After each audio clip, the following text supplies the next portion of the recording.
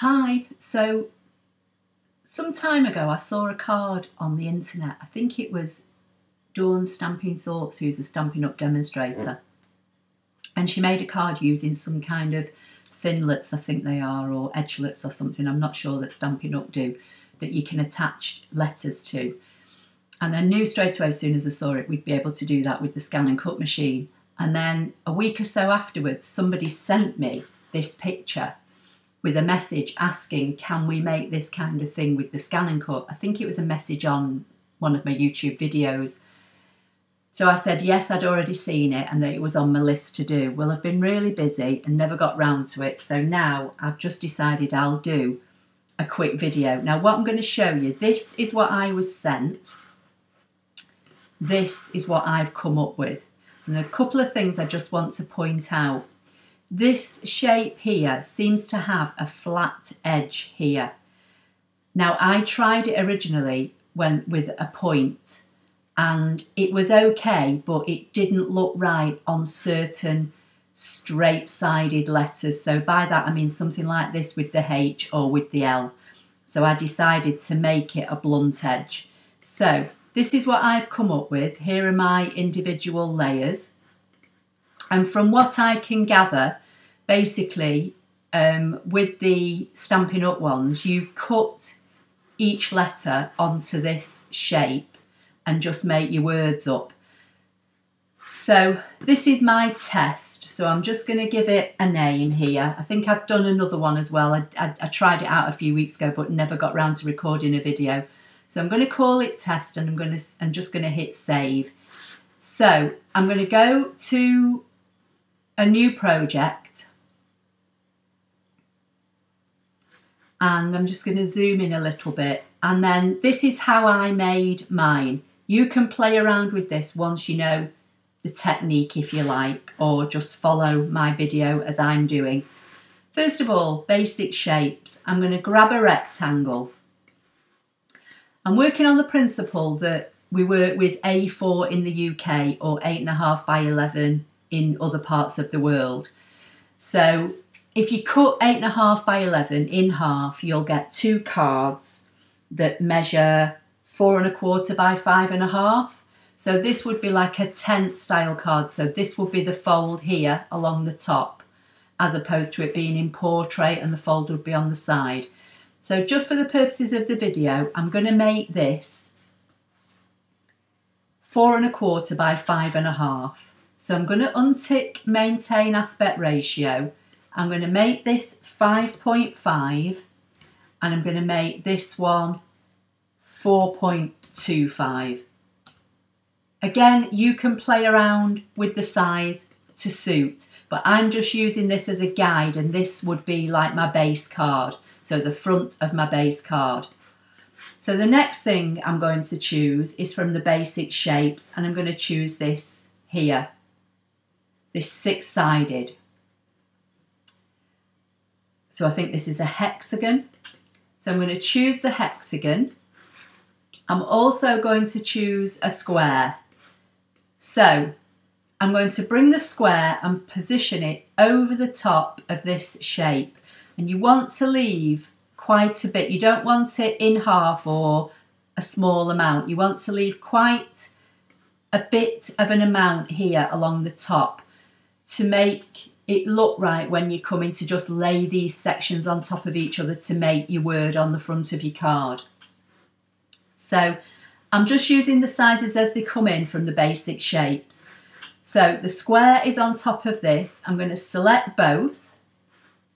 I'm going to go edit, subtract to chop away a section of this. Then I'm just going to grab another square and I'm going to position it just over the tip. Only ever so slightly. I'll zoom in so you can see just a tiny little bit. So I'll zoom back out. And again, with the square on top of this shape, I'm going to select both and go edit, subtract. So that now is my basic shape that I can attach my letters onto.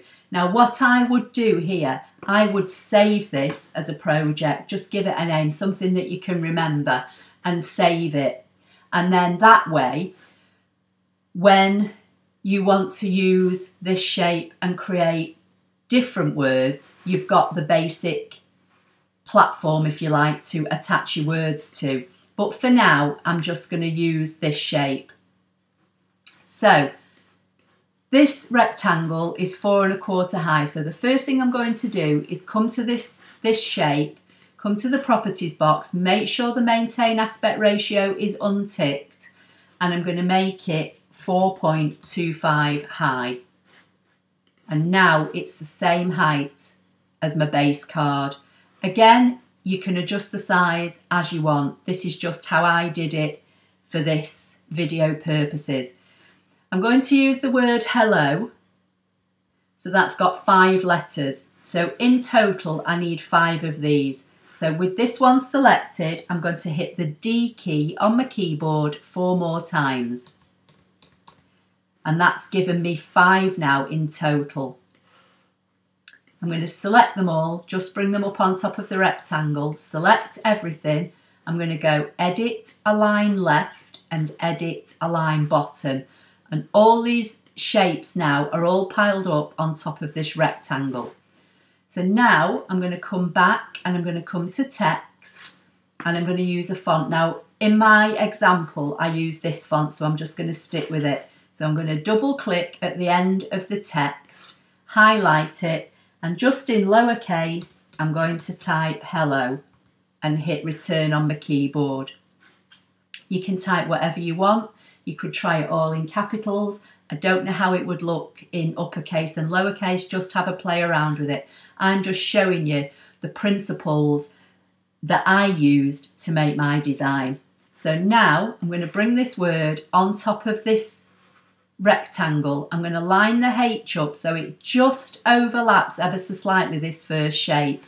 And then I'm going to, now you can either drag it in or you can resize it using the corner handle. So if you use the corner, it will resize in proportion. If you drag it in, it will keep the height but squash it in. So I think initially I'll drag it in so it's in proportion.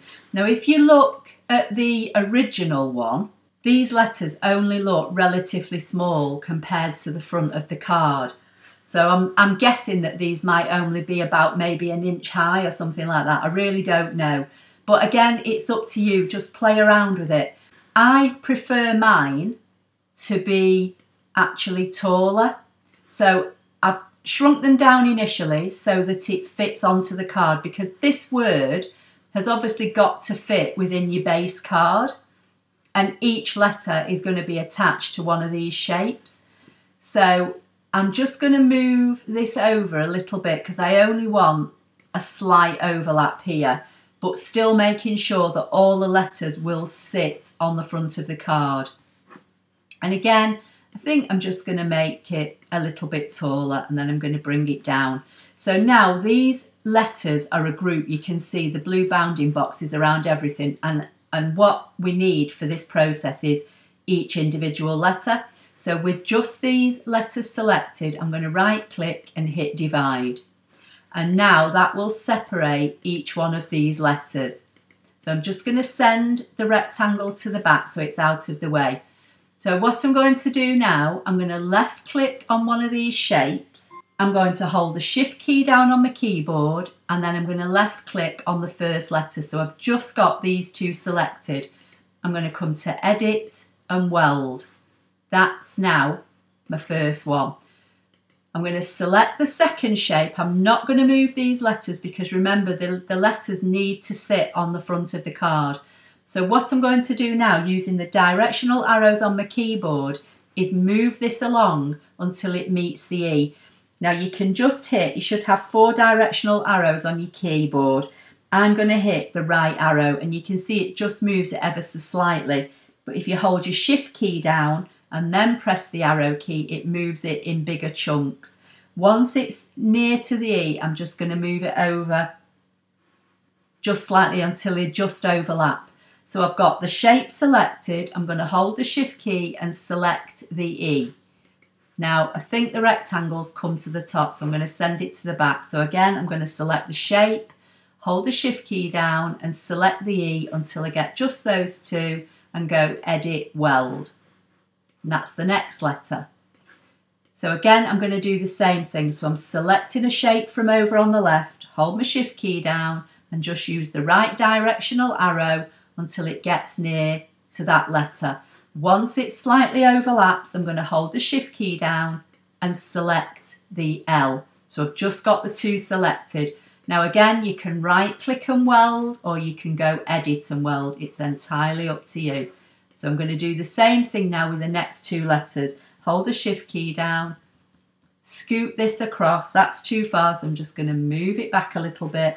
Hold the Shift key down, select the letter, edit weld and move that down and just do the last one. And because I'm moving the shape to the letter, all the letters will line up perfectly rather than me trying to move the letters to the shape, if that makes sense.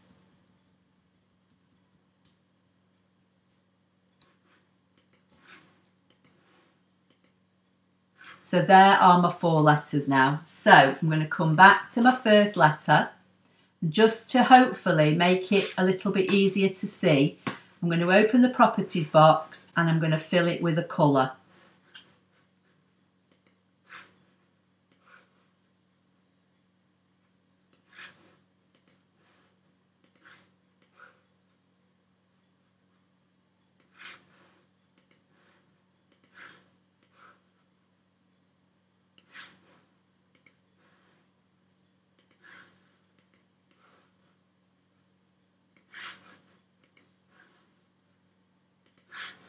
So now I'm just going to send each one of these to the back, or bring them to the front as the case may be, so that they all spell the word that we want them to spell. So now I'm going to drag a box round everything. I'm going to come to Edit, line them all up on the bottom edge, and you can now see, I'm going to just zoom in a little bit for you. So what you would do now is line them up as you wish. So as I said before, if this, I'll change this to a different colour just so you can see it. Let's make it green. So if the green was my base card, you'd line them all up. I'm just going to scoot this one over to the left, and then you literally lay them, from what I can see, on top of each other.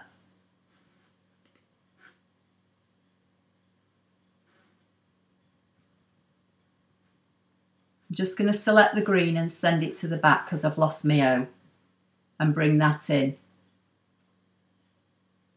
Obviously, you can play around with how far you want to space them, but that is how I made my version of the Stampin' Up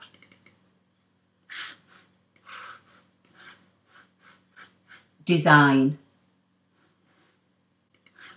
So obviously now you would save this as, say, hello, and save it within your projects.